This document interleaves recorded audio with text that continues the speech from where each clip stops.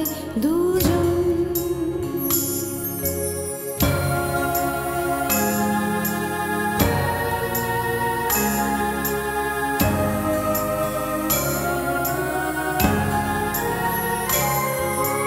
সম্ভবত সেই তারা যারা ছিল কাঁধের উপরে, যখন জীবিত ছিল এই লোক কাঁধের উপরে,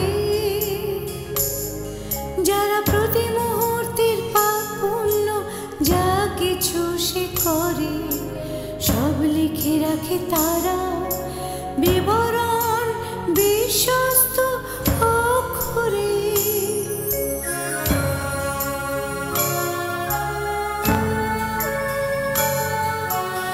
এখন এই কবরের মৃত্তিকার ঘন অন্ধকারে স্বর্গীয় আলোটি ফোটে, সে আলোয় পড়া যেতে পারে তাদের প্রতিটি পাতা, সে আলোয় পড়া যেতে পারে তাদের প্রতিটি পাতা।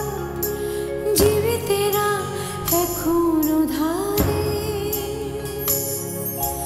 যেতে যেতে গল্প করে লোকটিকে বেঁচে যেতে পারে, যেতে যেতে গল্প করে লোকটিকে বেঁচে যেতে পারে। এইবার শেষবার বস্তুত যে ছিল তাপি তাপি, এইবার শেষবার বস্তুত যে ছিল পাপি তাপি। আমি তো দুর্বৃত্ত হেন, এইসব নেই ভাবাভাবি।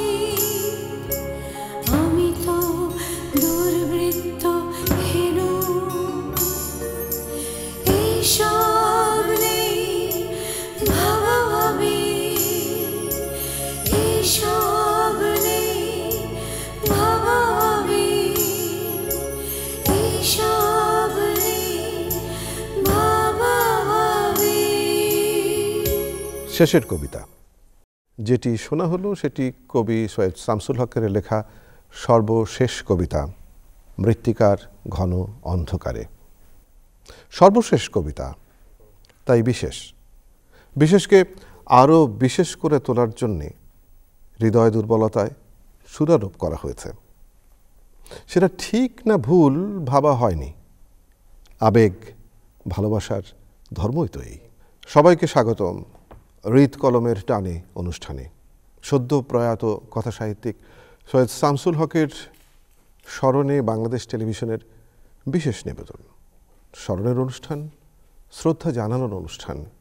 এই অসামান্য মানুষটিকে আমরা কতটুকু জানতাম আর কতটুকু জানা হয়নি এই অনুষ্ঠান সেজন্য।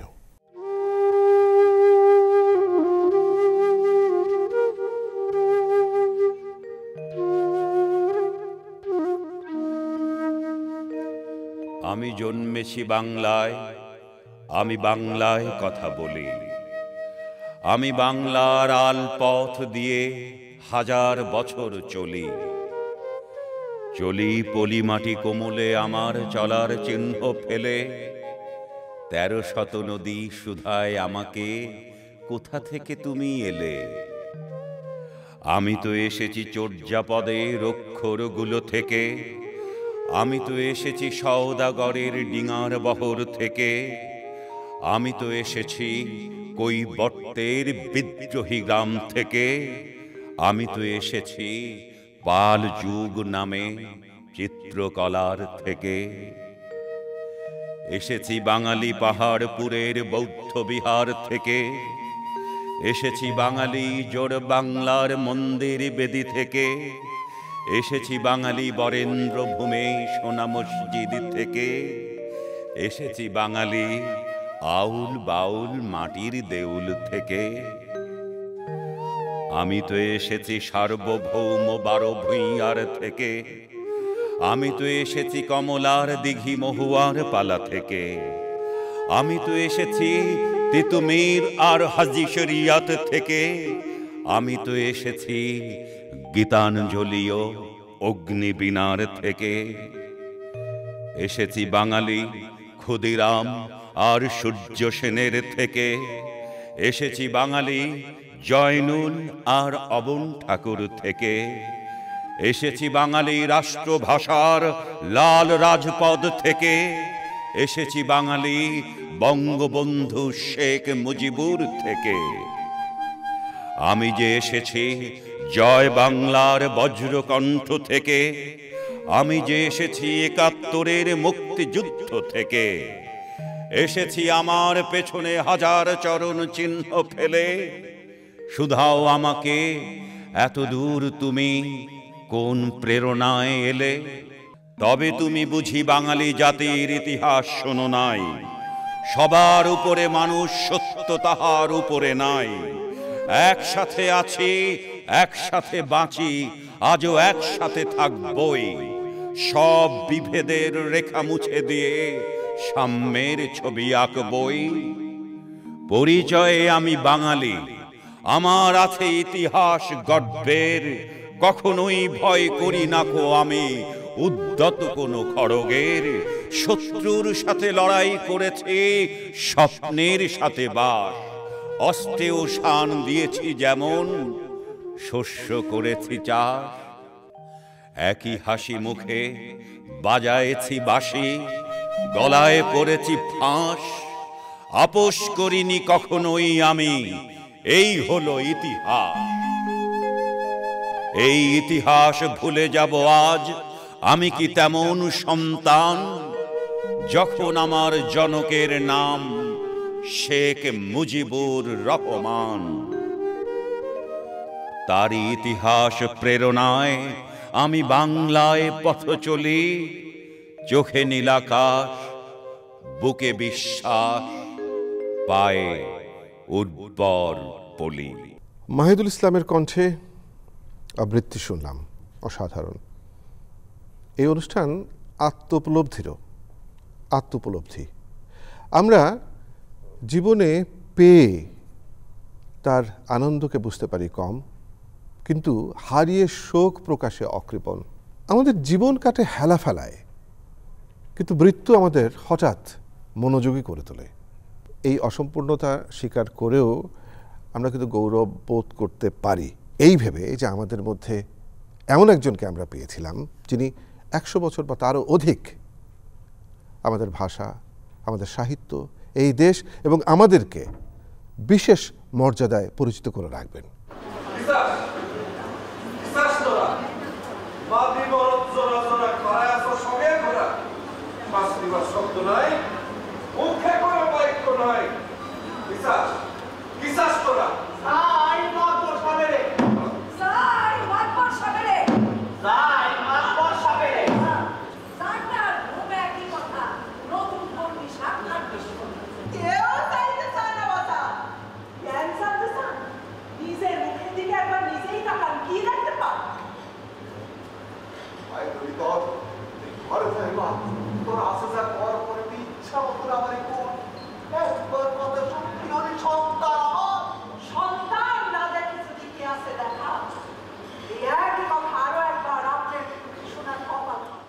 সৈয়দ শামসুল হকের লেখা কাব্য নাটক পায়ের আওয়াজ পাওয়া যায়ের কিছু অংশ দেখলাম।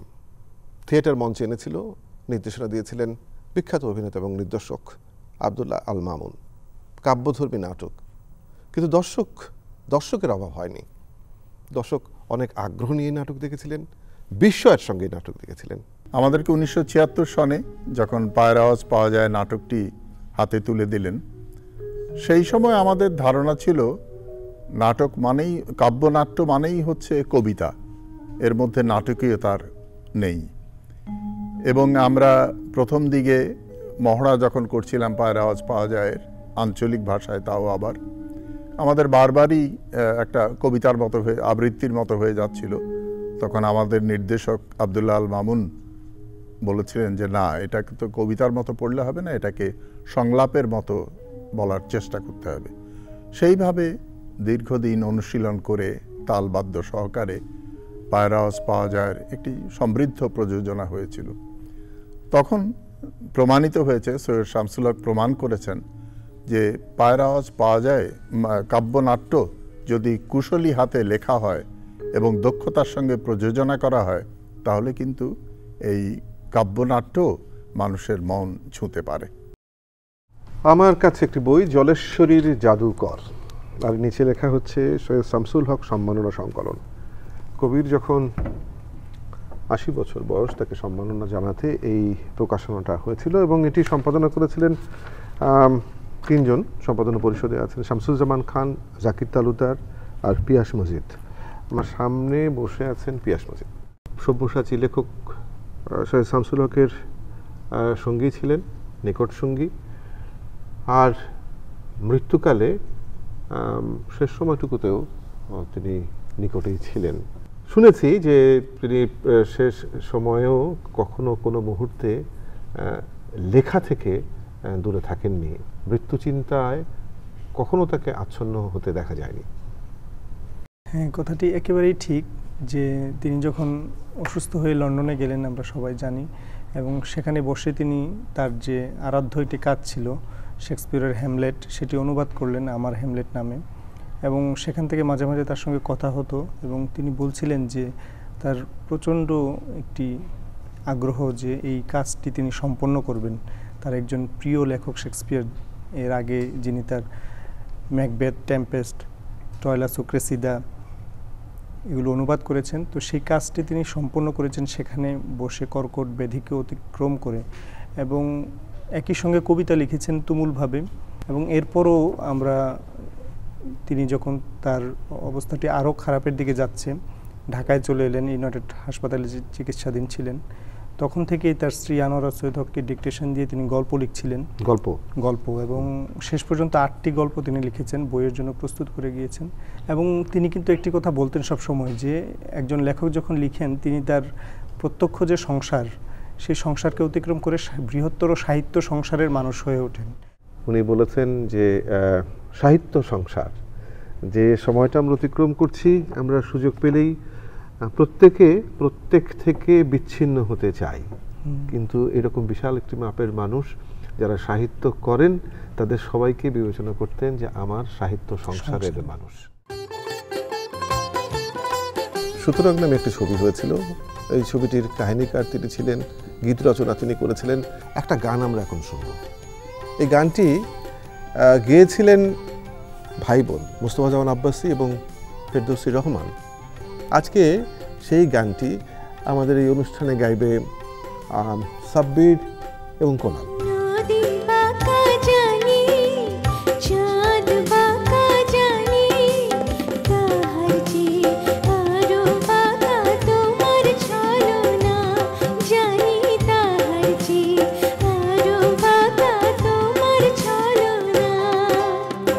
এই ছিল কি তোমার মনে গো, হায় এই ছিল কি তোমার মনে গো, আরে রূপ কুমারী তোমরা নারী, কথায় পারি কেমনে আমরা, কথায় পারি কেমনে, এই ছিল কি তোমার মনে গো, হায়।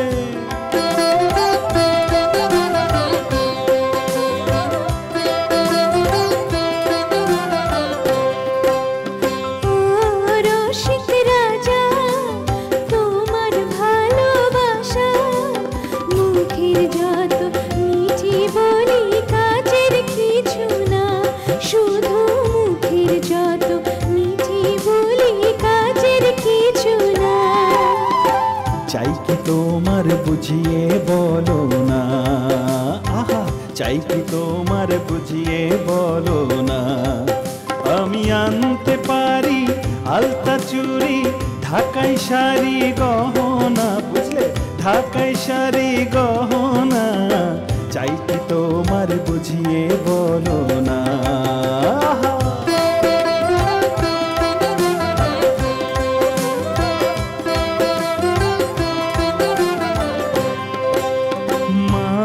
করো কেন আরো দেব শোনো, মন পাখির শিকল বেঁধে তোমার পিঞ্জিরায় দেব মন পাখি শিকল বেঁধে তোমার পিঞ্জিরায় রেখো মোরে তোমার নয়নে ওগো রেখো মোরে তোমার নয়নে চলো যাই ভেসে যাই প্রেম সাগরে নাও ভাষায় দুজনে চলো নাও ভাষায় দুজনে রেখো মোরে তোমার নয়নে ওগো রেখো মোরে তোমার নয়নে চলো যাই ভেসে যাই প্রেম সাগরে নাও ভাষায় দুজনে যাই নাও ভাষায় দুজনে রেখো মোরে তোমার নয়নে ওগো রেখো মোরে তোমার নয়নে ওগো রেখো মোরে তোমার নয়নে ওগো রেখো মোরে তোমার নয়নে। সব্যসাচী এই কথাটার মানে কি, এই প্রশ্ন একজন করেছিলেন গতকাল। সাহিত্যের সকল শাখায় যিনি সমান ক্ষমতাবান, সহজ সাবলীল, তিনি তো সব্যসাচী। মহাভারতের তৃতীয় পাণ্ডব অর্জুন দুই হাতে স্বর নিক্ষেপে পারদর্শী ছিলেন, সেজন্য তাকে সব্যসাচী বলা হতো। আমাদের কবিগুরু রবীন্দ্রনাথ ঠাকুরের নামের আগে সব্যসাচী ব্যবহৃত হয়েছে, বুদ্ধদেব বসুর নামের আগে, কিন্তু কথা সাহিত্যিক সৈয়দ শামসুল হকের নামের আগে এই শব্দটি এমনভাবে বসে গিয়েছিল, আমাদের মনে হতো যে সব্যসাচী না বললে তার নামটা উচ্চারণ সম্পূর্ণ হচ্ছে না। তিনি অনেক মানুষকে অনেকভাবে